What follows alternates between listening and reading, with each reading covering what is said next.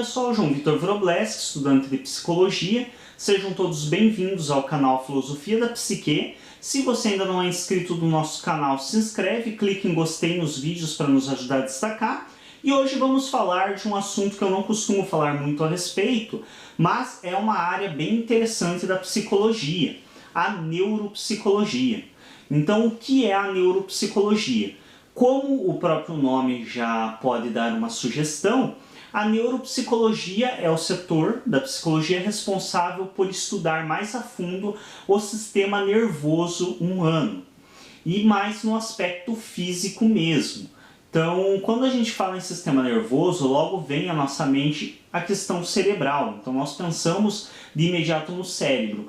Porém, o nosso sistema nervoso ele é formado por muito mais do que o cérebro. Então, o cérebro ele é um dos componentes do nosso sistema nervoso, sendo também a parte integrante do nosso sistema nervoso o tronco cerebral e todos os nervos espalhados pelo nosso corpo. Então, quando nós falamos em neuropsicologia, não estamos falando especificamente da cabeça, mas sim do corpo todo, porque temos nervos no corpo todo, o corpo todo faz parte do nosso sistema nervoso. Não é à toa que sentimos no nosso corpo todo, afinal, se não tivéssemos nervos ao longo do nosso corpo, não sentiríamos nas outras partes.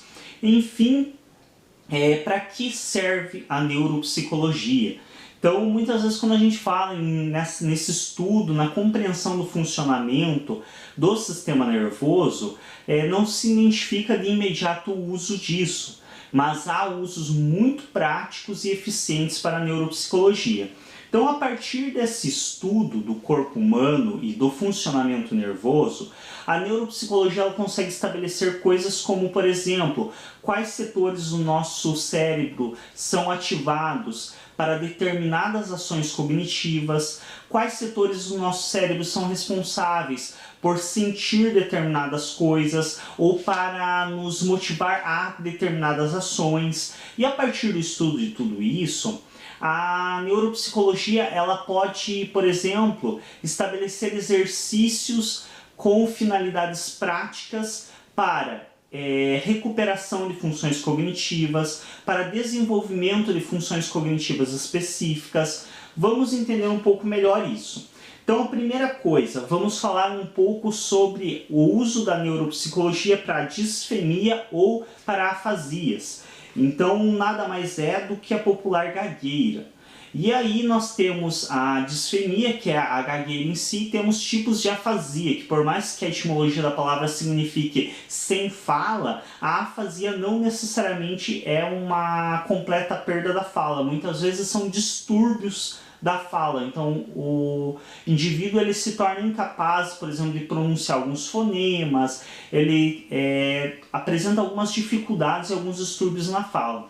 E para isso o estudo da neuropsicologia é muito importante, porque a partir do momento que se consegue entender o motivo pelo qual este sujeito apresenta distúrbios ou dificuldade na fala, se é, por exemplo, uma questão de nascimento, se é uma questão de um acidente que ele sofreu, se esse distúrbio é nas cordas vocais, e aí realmente dificilmente a neuropsicologia vai conseguir tomar alguma atitude ou auxiliar esse indivíduo a recuperar a capacidade de falar, já que é um distúrbio nas cordas vocais. Porém, existem situações onde esses distúrbios na fala, eles são cerebrais. Há algum tipo de problema que o indivíduo teve nas funções cerebrais e que acaba gerando consequências na fala. E para esse tipo de distúrbio de fala, existem exercícios e formas que a neuropsicologia auxilia um paciente a estar recuperando a capacidade de fala ou, digamos, desviando, encontrando recursos para não ser tão afetado pelos distúrbios. Por exemplo, é de conhecimento quase do senso comum que pessoas que são gagas tendem a cantar de maneira clara e fluente. Isso ocorre porque, e aí entra a neuropsicologia para nos explicar, Porque a nossa fala racional, ou seja, a comunicação verbal racional, que é a que nós utilizamos durante uma conversação, durante uma leitura, ela é exercida por um setor cerebral. Enquanto a nossa comunicação verbal emocional, que aí entraria o canto, talvez até a citação de poesias, coisas do gênero, ela é exercida por outro setor cerebral. E qual que é a importância de entender isso? Quando o indivíduo tem, por exemplo, algum tipo de distúrbio neurológico, algum tipo de distúrbio no cérebro, no setor responsável pela fala racional, é o caso em que o sujeito ele pode apresentar distúrbio na fala, mas no cantar ele canta de maneira fluente. Isso não ocorre em todos os casos. Então, se o sujeito tiver algum problema nas cordas vocais, ele vai ter dificuldade tanto para falar quanto para cantar. O indivíduo que ele consegue cantar fluentemente, apesar de falar com dificuldades, é porque o problema é neurológico e não nas cordas vocais.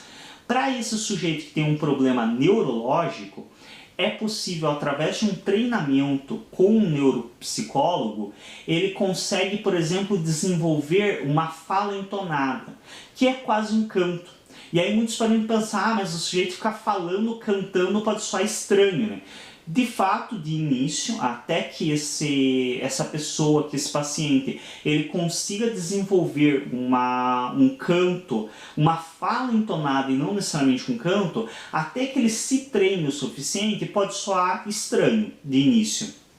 Porém, com o passar do tempo, conforme ele vai desenvolvendo essa técnica em conjunto com o neuropsicólogo, ele chega em um nível onde a fala dele quase se aproxima tanto da fala comum que quase não é identificável. Então as pessoas podem até notar que esse sujeito tem uma fala um pouco diferente, mas elas não chegam a falar ele está cantando, porque o treinamento em conjunto com um profissional da neuropsicologia pode fazer esse sujeito ele falar com uma fluidez que vai se assemelhar à nossa fala, porém ela vai ter uma certa entonação que faz com que ele use outro setor do cérebro e não aquele onde ele possui a dificuldade, o que faz com que ele consiga se comunicar de maneira clara e eficiente.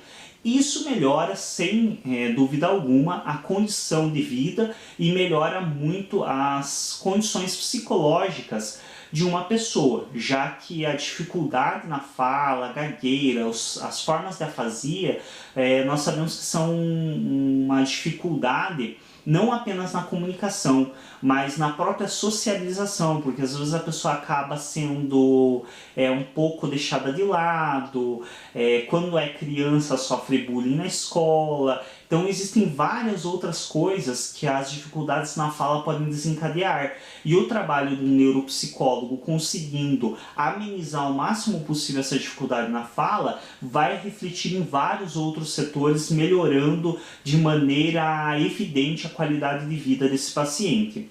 Outra utilização possível da neuropsicologia é para questões de capacidades cognitivas específicas.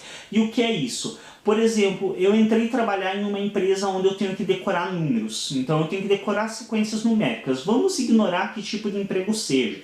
Pode ser qualquer tipo de emprego que eu tenha que decorar sequências numéricas. Porém, eu não sou muito bom em decorar sequências numéricas. Eu até consigo lembrar de letras, palavras, mas sequências numéricas não são meu forte. Eu posso estar buscando um neuropsicólogo para, em conjunto com ele, construir exercícios que vão desenvolver a minha cognição para essa atividade específica que eu preciso.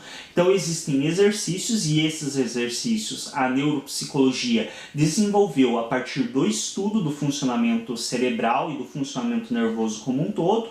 Então, a partir desse estudo do funcionamento nervoso, a neuropsicologia ela conseguiu desenvolver exercícios que visam o desenvolvimento específico de atividades cognitivas definidas. Então, por exemplo, eu preciso decorar número, eu preciso ter um desenvolvimento melhor para a memorização de números especificamente, que é o que o meu novo emprego demanda. Eu vou buscar um neuropsicólogo, ele vai me passar exercícios para mim fazer em casa e estar realizando junto com ele também no consultório, aonde eu vou desenvolver essa função cognitiva específica que eu preciso. E isso pode ser para qualquer tipo de questão. Então existem, por exemplo, exercícios cognitivos para visar uma leitura mais rápida. Existem exercícios cognitivos para visar uma fluidez na fala melhor. Existem exercícios cognitivos para visar, por exemplo, com que você fale de uma forma a manter o teu público mais fixado em você. Então, as pessoas não desvirtuarem tanto da tua fala. Então isso são formas de uso da psicologia, da neuropsicologia, para desenvolvimentos cognitivos específicos, para uma determinada atividade que eu preciso. Mais um dos usos da neuropsicologia são para a recuperação de capacidades perdidas por acidente ou por alguma doença. Então, por exemplo, nós sabemos que pessoas que têm, por exemplo, AVC, que é o acidente vascular vascular cerebral, é uma forma de acidente que é desencadeado no próprio organismo, e aí por motivos variados, pode ser pela ingestão de bebida alcoólica, pela ingestão de outras substâncias químicas, por uma vida não muito saudável, ou até mesmo por atividades que levaram a isso. Mas enfim, seja qual for a origem do acidente vascular cerebral, nós sabemos que as consequências geralmente são bem drásticas. Então a pessoa acaba sofrendo paralisias no corpo, acaba sofrendo dificuldades na fala, acaba sofrendo muitas dificuldades na visão. Então tem várias consequências. Essas consequências, algumas delas, podem ser também amenizadas pela neuropsicologia. De que modo? A mesma questão da fala.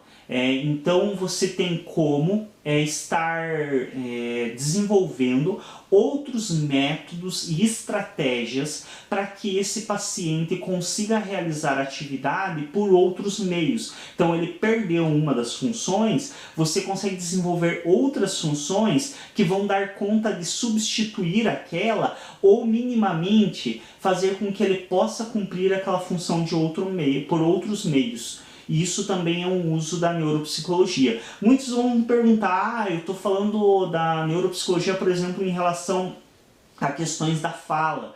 E aí muitos vão falar, mas isso não é setor da fonoaudiologia? De fato, é bem difícil nesse aspecto da fala separar o que é fono e o que é neuropsicologia. As duas trabalham em uma interdisciplinaridade muito grande nesse aspecto. Então elas têm uma comunicação e um uso de conhecimentos uma da outra muito grande. Então a própria fonoaudiologia, ela também se utiliza muito de alguns conhecimentos da neuropsicologia. A neuropsicologia se mete também e aprende muita coisa com a fono, então tem uma relação de interdisciplinaridade muito grande ali. E é meio difícil, de fato, separar o que é de cada uma. Porém, a fono é especializada em distúrbios de fala e audição. A neuropsicologia tem as suas próprias especializações, são questões mais do viés cognitivo. Então, por exemplo, a fono não vai desenvolver os aspectos como cognição direcionada para memorização, para outros fatores. Por mais que ela até estude algumas questões como essa, mas não é o trabalho dela, e aí se torna mais campo da própria neuropsicologia. Outra forma de se utilizar da neuropsicologia é, por exemplo, para diminuição de questões de declínio cognitivo. Então, é já de conhecimento científico que quando as pessoas, ao decorrer da vida, elas vão envelhecendo, elas têm um declínio cognitivo. Isso já é de conhecimento científico através de estudos, que conforme nós vamos tendo a nossa idade avançada, nós tendemos a ter, por exemplo, uma dificuldade maior na memorização isso é evidente na nossa vida cotidiana, então já é inclusive de senso comum o saber de que pessoas mais velhas tendem a ter uma maior dificuldade em memorização. Chega em um nível que muitas pessoas, quando tem um declínio cognitivo alto, começam a não só esquecer datas importantes, como aniversários, outras coisas, como chegam inclusive a esquecer nomes de filhos, nomes de parentes que não costuma ver com tanta frequência. Então o declínio cognitivo é inevitável, faz parte da nossa vida. Porém, esse declínio, tanto de memorização, dificuldade de raciocínio, por exemplo, então a pessoa vai ficando mais velha, às vezes ela desenvolve uma dificuldade maior em raciocínio rápido. Tudo isso pode ser amenizado pela neuropsicologia. Então, igualmente existem exercícios para o desenvolvimento de habilidades cognitivas específicas, também existem exercícios desenvolvidos pela neuropsicologia para manutenção das habilidades cognitivas normais. Então, essas habilidades que nós desenvolvemos no nosso dia a dia, na nossa vivência normal, existem exercícios possíveis de serem realizados diariamente pela pessoa para que ela tenha uma amenização nesse declínio cognitivo que nós sofremos devido ao tempo mesmo. Então o tempo ele é implacável e ele acaba indo realmente gerando seus efeitos no nosso organismo, não adianta, tanto em aspectos físicos quanto em aspectos cognitivos. Porém, esse declínio é possível de ser diminuído muito e evitado vários aspectos desse declínio através de exercícios desenvolvidos pela neuropsicologia. Outra questão é o próprio retardo de doenças degenerativas. Então nós temos, por exemplo, o mal de Alzheimer, que é uma doença degenerativa, que há um bom tempo já vem sendo estudado pela neuropsicologia. E existem tanto exercícios como atividades mesmo diárias que a neuropsicologia estudou e verificou que promovem um retardo no desenvolvimento de algumas das doenças degenerativas, como é o caso do mal de Alzheimer.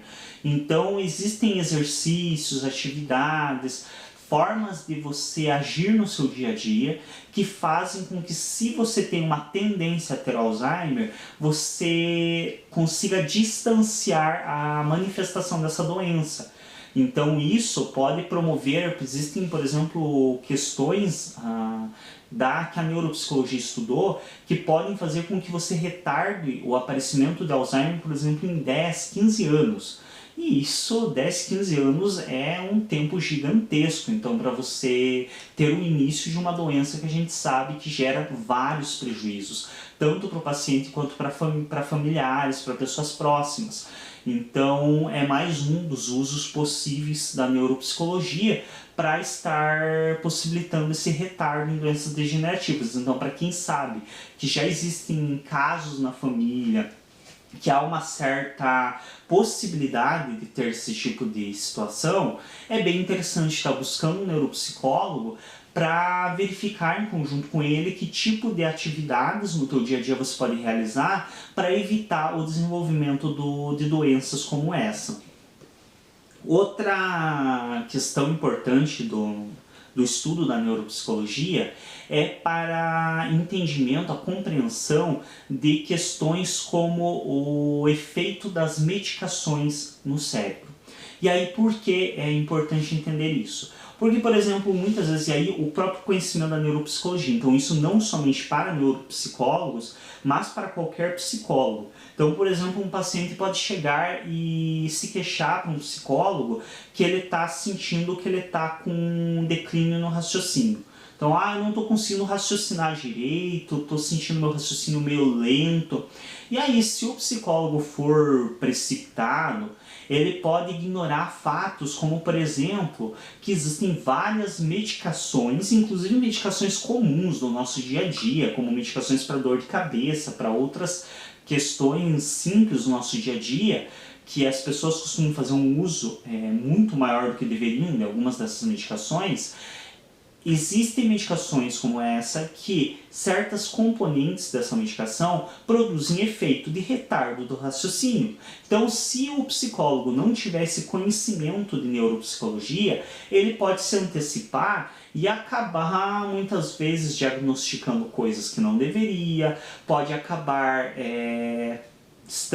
realizando um atendimento não muito adequado, tanto no aspecto prático quanto ético com esse paciente, devido a uma falta de conhecimento de neuropsicologia, assim como várias outras questões. Então é muito importante esse conhecimento para que, sabendo qual é o efeito de medicações e psicotrópicos no cérebro humano e no sistema nervoso em geral, para que desse modo o psicólogo consiga diferenciar o que de fato é dificuldade do sujeito, o que pode ser efeito de uma medicação, o que pode ser efeito de uma outra doença degenerativa, por exemplo. Então é muito importante esse conhecimento para o auxílio do trabalho do psicólogo em geral, que é um conhecimento desenvolvido principalmente pela neuropsicologia. Então essa é a neuro. Não é uma área que eu costumo falar muito a respeito, mas é uma área muito interessante e muito importante da psicologia. Espero que vocês tenham gostado, se inscrevam no canal, cliquem em gostei e até o próximo vídeo. Um abraço a todos os usuários do canal Filosofia da Psique.